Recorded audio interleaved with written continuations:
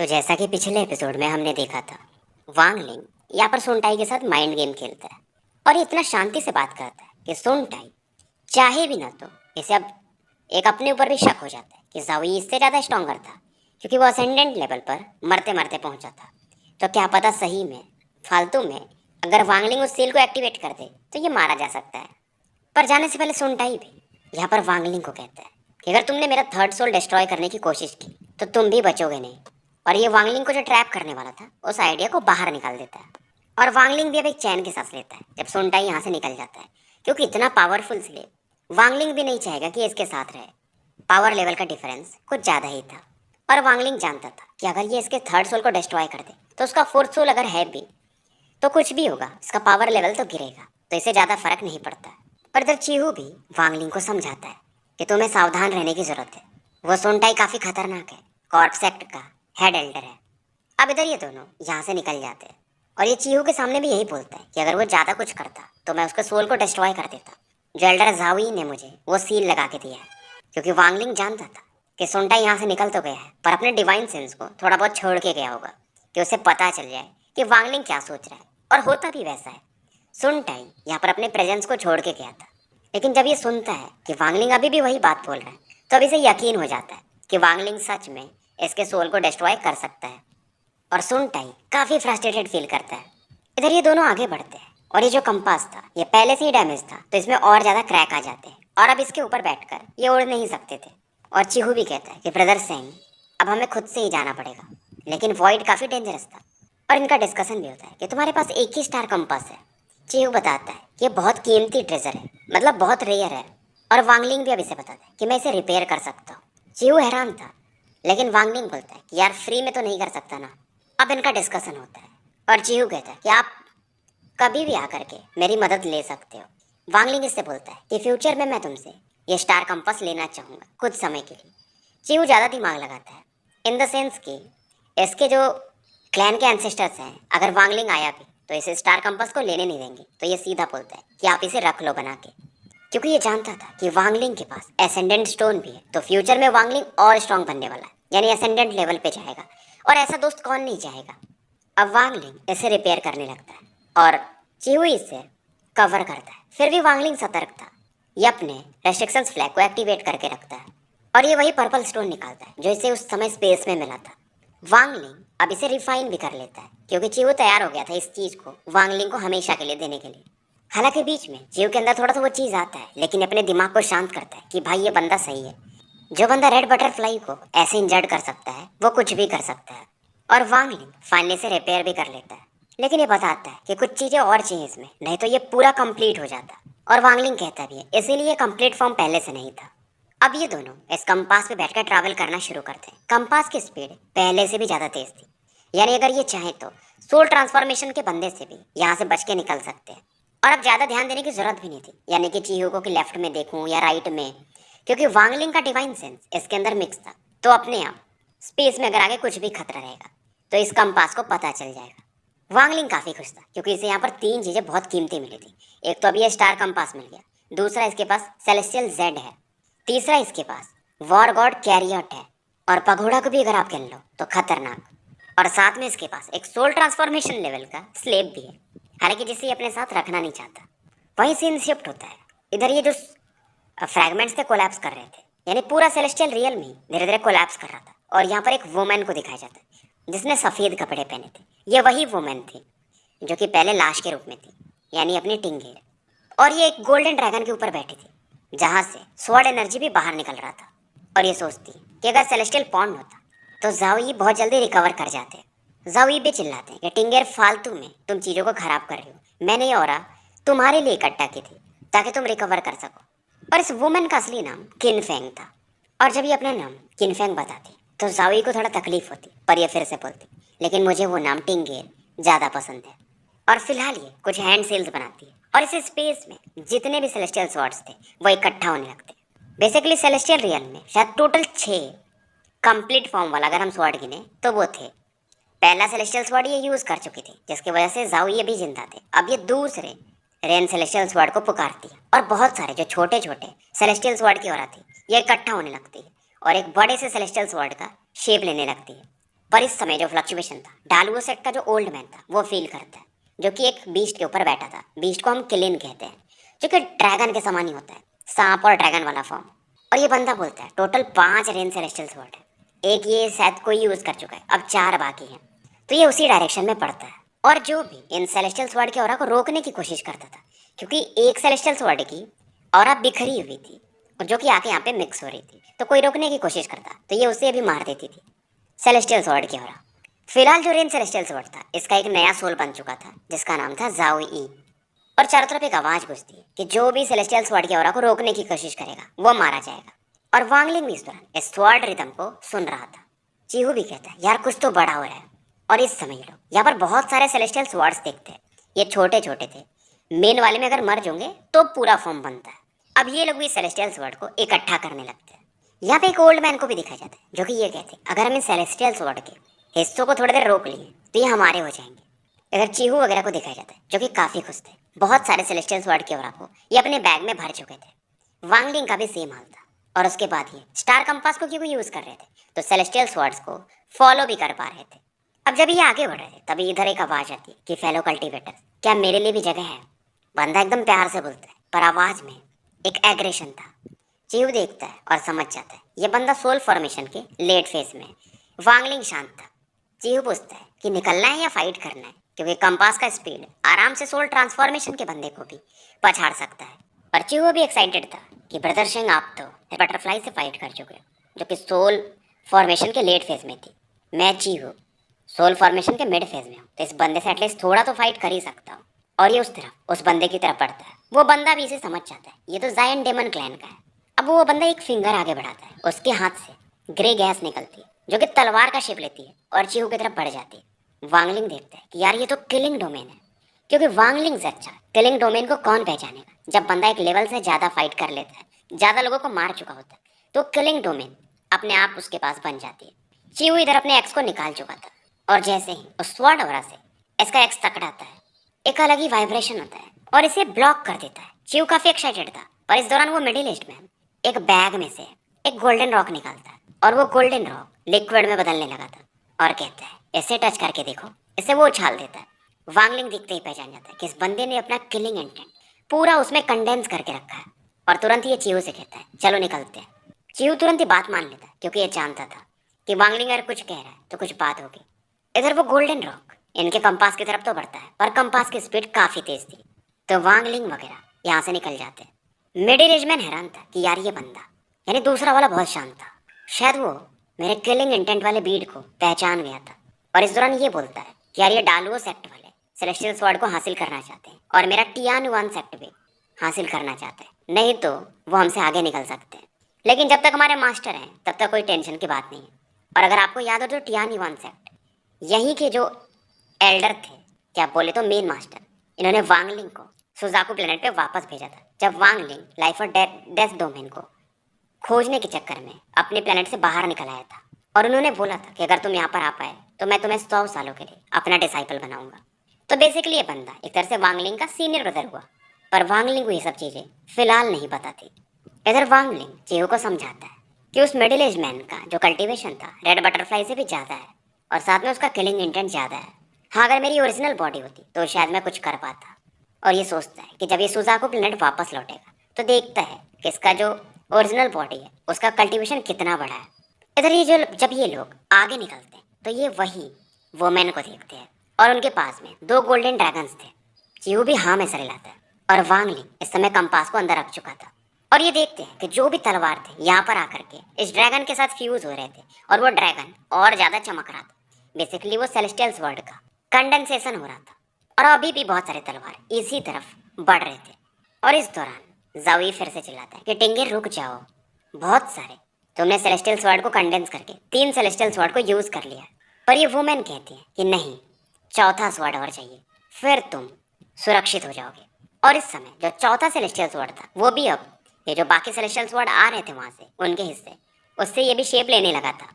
अगर किसी को कन्फ्यूजन हो तो पूछ सकता है। जैसे देखो, हर एक सेलेस्टियल स्वॉर्ड का एक सेलेस्टियल सोल होता है, तो ये जो ड्रैगन्स दिख रहे हैं ये इन सेलेस्टियल स्वॉर्ड के सोल हैं, और उनमें से एक अपने जावी बन चुके हैं। और ये जो वुमेन है पूरी औरा जावी में मर्ज करना चाहती है, ताकि जावी का जो पावर है वो बढ़ सके। इधर फाइनली जो डालुओ सेक्ट के मास्टर थे वो आ चुके थे, जिनका नाम था लिंग टियान हो, और इस समय वो अपने किलिन बिस्ट पे बैठे थे और उनकी नजरें इन सेलेस्टियल स्वॉर्ड्स पे थी। और वांगलिंग भी इस बंदे को ध्यान से देखता है, जो कि ग्रीन रोब पहन के था। बाल इस बंदे के सफेद थे और एक पावरफुल ऑरा ये फील कर सकता था। और वांगलिंग इन्हें ज्यादा देर तक देख नहीं पाता, क्योंकि ये फील करता है कि इसके अंदर के जो ब्लड है अपने आप बॉयल होने लगे। इधर वांगलिंग रेस्ट्रिक्शंस फ्लैग को एक्टिवेट करता है और कुछ पेल्स खा करके अपनी ऑरा को रिकवर करता है। अब इधर ये जो लिंग पियानो होते, जो कि किलिन पर बैठे थे, सेलेस्टियल वुमेन यानी कि टिंगेर की तरफ देखकर कहते, क्या तुम एक सेलेस्टियल हो? अब इधर लोग पैनिक करने लगते हैं। व्हाइट रो वुमेन, यानी हम इनको टिंगेर ही बोलेंगे, ये बोलती है बैठ जाओ। ओल्ड मैन को काफी गुस्सा आता है कि पहली बार इन्हें कोई ऐसा बुला रहा है, क्योंकि प्लेनेट टियानी उनके ये थे और वहाँ के टॉप लेवल के बंदों में आते थे और इन्हें इतनी इज्जत मिलती थी, कोई ऐसे इनसे बोलता भी नहीं था। अब इस दौरान टिंगेर उस किलिन बीस्ट की तरफ देखती है कि तुम्हारे एंसेस्टर्स मेरे सामने खड़े होने की भी हिम्मत नहीं करते थे, लगता है तुम्हारी मेमोरीज यानी उनकी मेमोरीज तुम्हारे दिमाग में नहीं है। अभी जो किलिन बीस्ट भी था थोड़ा कंफ्यूज होता है, लेकिन ओल्ड मैन तुरंत ही अपनी ऑरा यूज करके ऐसे फिर से अपने काबू में कर लेते हैं। किलिन बीस्ट आगे बढ़ता है, पर जो टिंगेर थी जस्ट हल्की से अपनी ऑरा को यूज करती है और ये बीस्ट पीछे फिर से भागने लगता है। शायद इस बीस्ट को पुरानी मेमोरीज याद आ जाती है, जो कि इसके एंसेस्टर से इसे मिला होगा। टिंगेर भी कहती कोई नहीं, अब तो हमारा सेलेस्टियल रियल में ही नहीं बचा, तो तुम्हें पनिश करके मतलब नहीं है। अब इसके बाद ये लिंग टियान हो यानी कि इस ओल्ड मैन की तरफ देखती है। इस ओल्ड मैन के आसपास भी 4 इल्यूजनरी स्वर्ड्स को देखा जा सकता था और ये अपनी ऑरा यूज करके इसके 2 तलवार को तुरंत ही तोड़ देती है। ओल्ड मैन तुरंत ही पीछे हटता है। इधर ये जो चौथा सेलेस्टियल स्वॉर्ड था वो भी धीरे धीरे अब कंडेंस होते रह रहा था, क्योंकि बाकी जो सेलेस्टियल स्वॉर्ड की ऑरा थी उधर से आ रही थी। लिंग टियानो को समझ में आता है कि ये नॉर्मल सेलेस्टियल नहीं है, शायद ये सेलेस्टियल किंग रही होंगी। मेरे 2 तलवारों को ऐसे इजीली कौन डिस्ट्रॉय कर सकता है? मेरा सबसे बड़ा दुश्मन टियान युनजी भी नहीं कर सकता। ओल्ड मैन यहाँ से निकलने वाला था, पर इसे कुछ तो गड़बड़ लगता है कि यार अगर ये सच में सेलेस्टियल किंग है तो अब तक मुझे मार चुकी होती। मतलब ये लोग बहुत पावरफुल होते हैं, फिर भी इन्होंने मुझे मारा क्यों नहीं? ये मुझे बस डरा के भगाना चाहती है।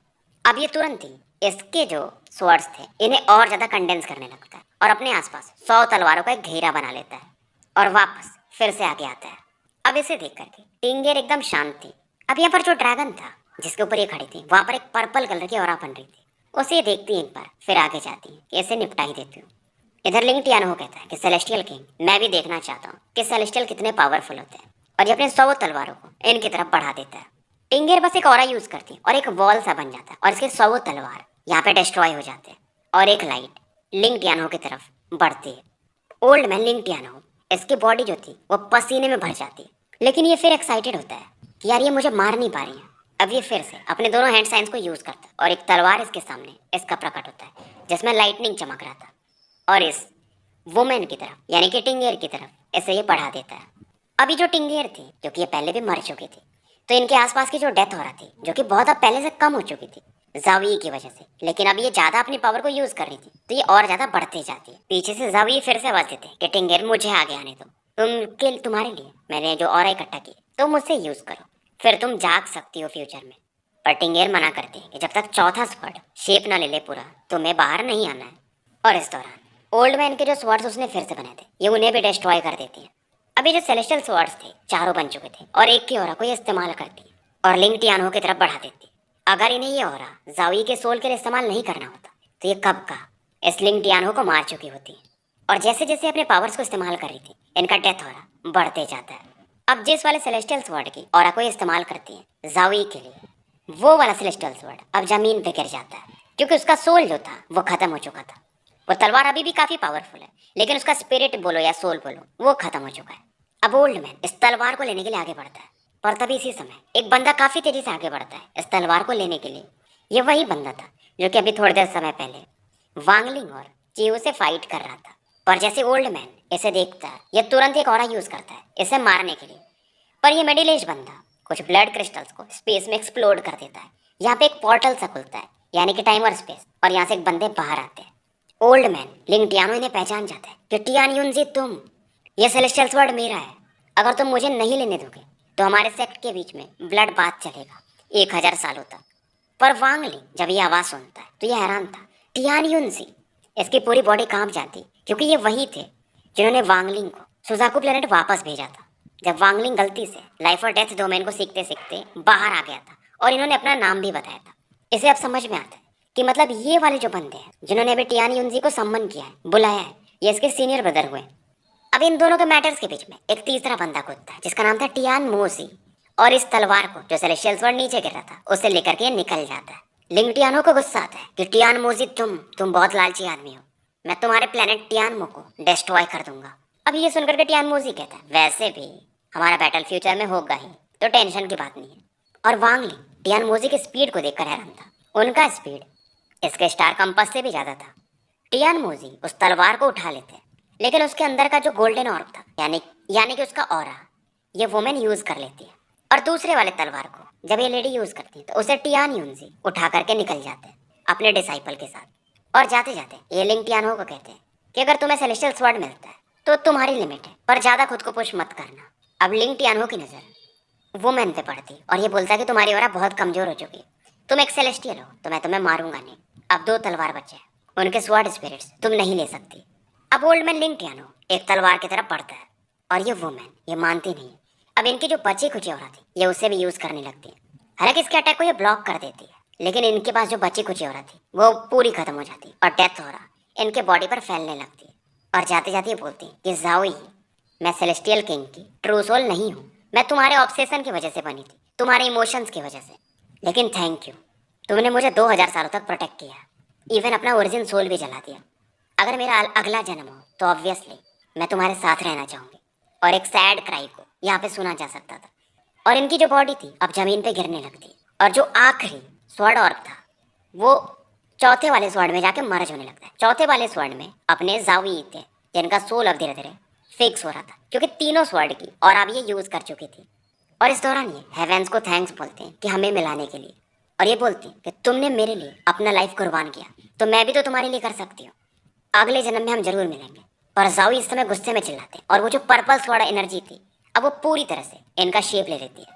चारों जो गोल्डन ऑर्ब थे स्वॉर्ड्स के ये जावी के फोरहेड पर समा चुके थे और ये खुद एक स्वॉर्ड में बदल चुके थे, नए सेलेस्टियल स्वॉर्ड।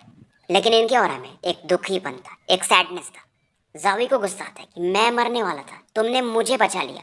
अब क्योंकि जावी सोल फॉर्म में थे तो इस वुमेन को अपने बाहों में भी नहीं ले सकते थे, तो ये वुमेन जमीन पे जाके गिर जाती है। और दोनों सेलेस्टियल स्वॉर्ड जो कि अभी बचे हुए थे और उनकी भी ऑरा यूज हो चुकी थी तो वो भी जमीन पे गिर जाते हैं। इनकी आंखें बंद होती हैं, पर ये बंद होने से पहले कहती वैसे तो मैं टिंगेर नहीं हूँ, पर मुझे ये नाम पसंद है। अब इधर ये जो ओल्ड मैन था लिंग टियानो उन दोनों तलवारों की तरफ बढ़ता है और साथ में जाओई भी जो कि अब एक तलवार थे, तलवार का सोल थे, तो उनकी तरफ भी ये देखता है। और वांगलिंग को भी इधर काफी दुख होता है। वांगलिंग को लाइफ और डेथ के बारे में एक और समझ यानी इसकी समझ बढ़ चुकी थी कि मैं जिंदा हूँ और वो मर गई, वो जिंदा है तो मैं मर गया। मतलब कैसा होता है पति और पत्नी, मतलब एक अगर ट्रू लव है ऐसा समझो तो दूसरे के लिए मरना पसंद करता है, मेरी चीज़ तुम्हारी चीज़, कुछ वैसा मीनिंग था जो कि वांगलिंग को अब समझ में आने लगा था। जो लाइफ और डोमेन का फर्स्ट लेयर था वो ये था कि लाइफ को लाइफ की तरह देखना, डेथ को डेथ की तरह देखना, जैसे कि माउंटेन माउंटेन है, पानी पानी है। पर वांगलिंग की समझ अब दूसरे लेयर में जा रही थी। इसे समझ में आता है कि जाओई के मरने की वजह से टिंगेर जिंदा थी, पर टिंगेर के मरने की वजह से अब जाओई जिंदा है। लाइफ और डेथ मिक्स वाली चीजें साथ में रहती है। वांगलिंग अब एक गहरी सांस लेता है। इसको मालूम था कि इसके कल्टीवेशन में अब एक ब्रेक थ्रू आने वाला है। सोल फॉर्मेशन का मिड फेज ज्यादा दूर नहीं था, यानी कि इसके डोमेन में तो ब्रेक थ्रू हो चुका था, तो कल्टीवेशन में भी अब ब्रेक थ्रू हो जाएगा। 10 साल से कम ही समय लगेंगे। इधर लिन टियानो उस वोमेन की तरफ पड़ता है जहां पर दोनों तलवारें थी। जावी इस समय ब्लैंक हो चुके थे, लेकिन जब ये ओल्ड मैन को देखते हैं तो इन्हें इनका गुस्सा फिर से बढ़ जाता है। इनकी बॉडी से गोल्डन लाइट निकलती है और एक स्वॉर्ड के फॉर्म में बदल जाते हैं और काफी तेजी से लिंग टियानो की तरफ बढ़ते हैं। स्पेस में भी क्रैक्स आने लगे थे। ओल्ड मैन को भी समझ में आ जाता है, अब ये तलवार को नहीं देखता, इसे फील होता है कि ये जो तलवार है यानी कि जावी ये इतने पावरफुल है कि इसे डिस्ट्रॉय कर सकते हैं। अब ये एक स्वॉर्ड शाइन बनाते हैं और जावी की तरफ बढ़ा देते हैं, लेकिन इसका तलवार तुरंत ही जावी से टकराने के बाद टूट जाता है। ये तुरंत ही अपने डालुओ सेक्ट का जो रिफ्ट था यानी स्पेस था उसे खोलते और यहाँ से भागने लगते हैं, लेकिन जावी भी इन्हें फॉलो करते हैं। पोर्टल बंद हो जाता है, पर जावी का जो तलवार था यानी जावी जो कि अब खुद है वो उस पोर्टल में एंटर कर जाते हैं।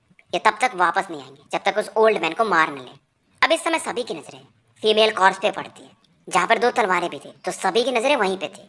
फीमेल कॉर्प्स जो कि अभी जमीन पे लगभग गिर चुका था ऐसा समझो, ये अचानक से वांगलिंग की तरफ व्हाइट लाइट में बदल के आने लगती हैं और साथ में वो दोनों तलवारें भी। वांगलिंग को खुद समझ में नहीं आता है वांगलिंग तुरंत ही पगोड़ा निकालता है और ये जो लाश थी और दोनों तलवारें उसके अंदर प्रवेश कर जाते हैं। अब जिन्होंने भी द ग्रेट रूलर देखा होगा उन्हें पगोड़ा तो समझता ही होगा। अगर नहीं देखा है तो मेरे ही चैनल पे पूरी नॉवेल है, जाके देख सकते हो। अब फिलहाल सभी की नजरें वांगलिंग पे फोकस हो जाती है क्योंकि वांगलिंग के पास ये सबसे बड़े ट्रेजर्स थे और यहाँ पे बहुत पावरफुल लोग थे, 100 से ज़्यादा लोग होंगे। जैसे कि सोल फॉर्मेशन लेवल में उसके लेट फेज में 3 लोग थे, सोल फॉर्मेशन के मिड फेज में 8 लोग और बाकी लोग सोल फॉर्मेशन के अर्ली स्टेज में। वांगलिंग का वितेल एक बार को दहल जाता है। अब यहाँ पर एक बंदा वांगलिंग की तरफ बढ़ता है। ये सोल फॉर्मेशन के साथ लेट फेज में था और ये कहता है तुम मुझे अगर एक तलवार दे देते हो तो मैं तुम्हें इन लोगों से बचा सकता हूँ।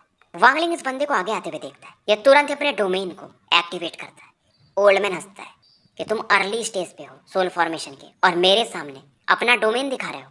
और ये बंदा यानी ओल्डमैन और तेजी से आगे बढ़ता है। इधर वांगलिंग अपने मन में ये सोचता है व्हाट इज लाइफ। इसे याद आता है कि जब 4 सेक्ट अलायंस को जुयू कंट्री ने तबाह कर दिया था तो एक ओल्ड मैन से वहां पे भी ये मिला था जिन्होंने आखिरी में मरने से पहले अपनी बॉडी को एक्सप्लोर कर दिया था ताकि जुयू कंट्री के लोग भी उस दर्द को फील कर सके। मतलब वो अपनी कंट्री के लिए जीना चाहते थे। इधर ओल्ड मैन वांगलिंग के आसपास एक ब्लैक और व्हाइट सा छल्ला देखता है। ब्लैक डेथ को दिखाता था और व्हाइट लाइफ को। और ये बंदा एक डर फील करता है मानो रिनकारनेशन साइकिल। रिनकारनेशन साइकिल मतलब जन्म और मृत्यु का साइकिल। जैसे आज आप जिंदा हो कल मर जाओगे, अगले साल या जब भी आपका एक नया जन्म होगा, फिर मरोगे, फिर नया जन्म होगा। इससे ही रिनकारनेशन साइकिल कहते हैं। और इस समय ये जो बंदा था ओल्ड मैन उस ब्लैक लाइट को देखकर एक अलग ही फियर फील करता है। ऐसा समझ में आ जाता है कि और लाइफ और डेथ साइकिल का रिप्रेजेंटेशन है इस बंदे का डोमेन। लाइफ और डेथ डोमेन है। आसपास के लोग भी इस चीज को समझने लगते हैं। ये ओल्ड मैन अपने डोमेन को तो यूज करता है पर वांगलिंग का डोमेन काफी फियर्स था और वांगलिंग इस बंदे के डाउ हार्ट को ही क्लियर कर देता है। इस बंदे का कल्टीवेशन गिर जाता है। ये खून की उल्टी करने लगता है। अब डाउ हार्ट के बारे में हमें अभी भी नहीं पता है कि वांगलिंग का डाउ हार्ट क्या है। डोमेन अलग चीज होता है और डाउ हार्ट अलग होता है। डाउ हार्ट वो होता है जो हम अपनी लाइफ के अंडरस्टैंडिंग से एक अपना शायद मोरल क्रिएट करते हैं। आगे हमें शायद इसके बारे में और पता चले। यानी जिसका डाउ हार्ट जितना स्ट्रांग होता है वो उतना बड़ा कल्टीवेटर बन पाता है। इधर वांगलिंग अब काफी कॉन्फिडेंट था क्योंकि इसका पावर लेवल तो अभी भी सोल फॉर्मेशन के अर्ली स्टेज में था, लेकिन इसका लाइफ और डेथ डोमेन जिसे हम टाइम डोमेन भी कह सकते हैं वो सेकंड लेवल पे जा चुका था। और अब ये इतना कॉन्फिडेंट था ये रेड बटरफ्लाई को आराम से हरा सकता है। लेकिन इधर लोगों की लालच अभी भी रुकी नहीं थी और वांगलिंग तभी कहता है तुम यहीं पे हो ना, बाहर आओ। और गाइस क्योंकि मैं एडिट नहीं कर पाता हूँ वॉइस वगैरह को, इसलिए कभी कभी कुछ चीज़ें जैसे मेरी आवाज़ लड़खड़ा रही है और टाइम की वजह से मैं उसको एडिट नहीं कर पाता हूँ, तो सह लेना। खैर आगे बढ़ते हैं। अब वांगलिंग जैसे बोलता है कि तुम यहीं पर हो, बाहर आओ, अचानक से स्पेस में क्रैक आते हैं और एक बंदा प्रकट होता है कॉफिन के साथ। ये था सुनटाई। और सुनटाई हैरान था कि तुम्हें पता था कि मैं यहीं पर हूँ। वांगलिंग बोलता है कि मुझे पता है तुम मुझे अभी भी फॉलो कर रहे हो। अब ऐसे देखते लोग दहल जाते हैं क्योंकि ये कॉर्प सेक्ट का बंदा था। दूसरी बात इसका पावर लेवल सोल ट्रांसफॉर्मेशन के मिड फेज में था। फॉर्मेशन छोड़ो ट्रांसफॉर्मेशन लेवल पे है। अब इस दौरान ये बंदा कहता है सुनटाई क्यों ना हम एक डील लगाए कि मैं ये बैटल तुम्हारे लिए लड़ लेता हूँ, तुम मुझे 1000 सालों के लिए फ्री कर दो। मतलब मैं तुम्हारे लिए नहीं आऊँगा और तुम मेरे लिए मत आना। वांगलिंग बोलता 1000 साल यार क्या पता मैं 100 सालों में ही मर जाऊँ। अब सुनटाई को भी गुस्सा आता है कि अगर ये जाऊ ये ने ऐसा नहीं किया होता तो ये आज़ाद होता, क्योंकि वांगलिंग अगर मरेगा तो इसका थर्ड सोल वैसे ही डिस्ट्रॉय हो जाएगा। लेकिन फिलहाल ये अब ये बैटल लड़ता है और यहाँ पर जो भी लोग थे सभी को निपटा देता है। एक ब्लडी बैटल, पलक झपकते सुनटाई सबको मार चुका था और ये अब वांगलिंग से कहता है कि मैं तुम्हें एक बार बचा चुका हूँ, उम्मीद है कि तुम जिंदा रहोगे। और उसके बाद सुनटाई यहाँ से गायब हो जाता है। चीहू को भी एक चीज़ समझ में आ चुका था कि अगर ये वांगलिंग चाहता तो इसे भी यहीं मरवा सकता था। फिलहाल अब ये दोनों यहाँ से निकल जाते हैं सुजाकू प्लेनेट के लिए, वांगलिंग और चीहू। रास्ते में चीहू वांगलिंग को फाइनली थैंक्स बोलता है। वांगलिंग कुछ नहीं बोलता है। ऐसा पता था चीहू क्या कहना चाहता है। ये समझ रहा था कि चीहू ये कहना चाहता है कि मैं चाहता तो चीहू को भी एक बार में सुनटाई से मरवा सकता था। और चीहू भी कहता है यहाँ पर जो भी हुआ मैं इसके बारे में कुछ भी नहीं बताऊंगा, मेरे क्लैन वालों को भी नहीं। समय बीतता है। स्टार कंपास की स्पीड तो तेज थी और ये लोग यहाँ से बाहर निकल जाते हैं और उस जगह पे आ चुके थे जहाँ से ये लोग अपने रेन कॉल्ड्रन को यूज करके अपनी अपनी जगह लौट सकते थे। दोनों एक बार गले मिलते हैं और चीहू भी बोलता है कि अगर समय मिला तो सुजाकू प्लेनेट पे ब्रदर सिंह जरूर एक बार पियेंगे। वांगलिंग भी हाँ में सर हिलाता है और ये भी रेन कॉल्ड्रन को एक्टिवेट करके यहाँ से गायब हो जाता है। इधर सीन शिफ्ट होता है और सुजाकू प्लेनेट को दिखाया जाता है क्योंकि रेड बटरफ्लाई वापस आ चुकी थी और इसका एक हाथ जा चुका था, ये फैल चुका था। जुयू कंट्री रैंक 5 की कंट्री बन चुकी थी लेकिन पहले की बात थोड़ी है। तो रेड बटरफ्लाई काफ़ी फेमस थी, मतलब लोग इसे जीनियस तो मानते ही थे। लेकिन उसके बाद एक नाम और फेमस होने लगा था, शेंग न्यू। ये वही बंदा था जिसने रेड बटरफ्लाई के एक हाथ को उखाड़ दिया था। और ये जो न्यूज़ था पूरे सुजाकू प्लेनेट पे फैल चुका था। लोग गैस कर रहे थे ये शेंग न्यू कौन है। अब इसकी आइडेंटिटी खंगालने लगते हैं कि इसका नाम शेंग न्यू है तो पक्का ये शेंग फैमिली से होगा। बट शेंग फैमिली में भी कोई भी इसका प्रमाण नहीं मिलता है। तो लोगों को यह बंदा और ज़्यादा मिस्टीरियस लगता है। सुजाकू प्लेनेट में नंबर 1 यंगस्टर अब ये शेंग न्यू बन चुका था, जो कि अपना वांगलिंग है। चीहू वापस आ चुका था पर शेंग न्यू के बारे में कुछ नहीं बताता है। सुजाकू वाले जो मैसेंजर थे इसे ज़्यादा प्रेशर करते हैं तो ये एक ही चीज़ बताता है। मुझे भी उसका सही नाम नहीं पता, उसने अपना नाम शेंग न्यू ही बताया था, लेकिन वो बहुत पावरफुल है और रेड बटरफ्लाई उसे ज़्यादा परेशान कर रही थी, इसलिए उसने आखिरी में रेड बटरफ्लाई पर अटैक किया था। मैं झूठ नहीं बोल रहा हूँ, नहीं तो मेरा सोल ही खत्म हो जाए। अब ये लोग वापस लौट जाते हैं और चीहू भी अपने क्लोज डोर कल्टीवेशन में चला जाता है। इधर रेड बटरफ्लाई रिकवर कर चुकी थी और एक न्यूज़ ये चारों तरफ फैला देती कि शेंग न्यू, हमारा बैटल खत्म नहीं हुआ है, मैं तुम्हारा वेट कर रही हूँ। और सभी के मन में एक ही क्वेश्चन था, चीहू भी यही सोचता था, शेंग न्यू भाई तुम हो कौन। शेंग न्यू का एक इमेज रेड बटरफ्लाई ने बनवाया था पर सुजाकू के लोगों ने उसे रिलीज नहीं किया था। इधर इस समय एक छोटे से सेक्ट को दिखाया जाता है जहाँ पर जो सेक्ट जो बेसिकली रैंक 4 की कंट्री में था, यहाँ पे एक मिडिल एज मैन था और ये कहता शेंग न्यू, ये तो मेरे पापा के नाम के जैसा है, सेंग डानियो। इधर इस समय सुजाकू प्लेनेट के ही किसी हिस्से को दिखाया जाता है जहाँ पर दो तलवारों पर दो लोग बैठ के हवा में उड़ रहे थे और बारिश हो रही थी। लेकिन इनके आसपास एक औरत थी, क्योंकि ये कल्टीवेटर्स हैं तो रेन को ब्लॉक कर सकते हैं, यानी ये भीगेंगे नहीं। इसमें एक ओल्ड मैन थे और एक छोटी लड़की थी 18-19 साल की, और लड़की काफ़ी खुश थी। इसके टीचर बता रहे थे कि बारिश में ट्रैवल करना एक अच्छा ट्रेनिंग मेथड होता है, क्योंकि तुम्हें अपनी एनर्जी को यूज़ करना पड़ता है बारिश से बचने के लिए, और अगर तुम अच्छे से फॉलो करोगे तो कोर फॉर्मेशन 10 साल में पहुंच जाओगे। अब इस दौरान ये लड़की पूछती है कि टीचर वो शेंग न्यू, उनका कल्टीवेशन क्या होगा अगर वो रेड बटरफ्लाई के हाथ को उखाड़ सकते हैं, क्या वो लेजेंडरी सोल ट्रांसफॉर्मेशन लेवल पे होंगे। अब ये टीचर भी कहता है कि यार शेंग न्यू बहुत जीनियस बनते हैं, हम उनके पावर लेवल को कैसे जान सकते हैं, लेकिन मेरा गेस ये है कि वो बहुत पावरफुल होंगे तो सोल फॉर्मेशन नहीं होंगे, लेट फेज में होंगे, नहीं तो रेड बटरफ्लाई को वो मार चुके होते हैं। ओल्ड मैन जैसे ये बात बोल के बंद करते हैं, अचानक से लाइटनिंग ज़्यादा चमकती है और यहाँ पर एक स्पेस होल खुलता है। तो स्टोरी यहीं समाप्त कर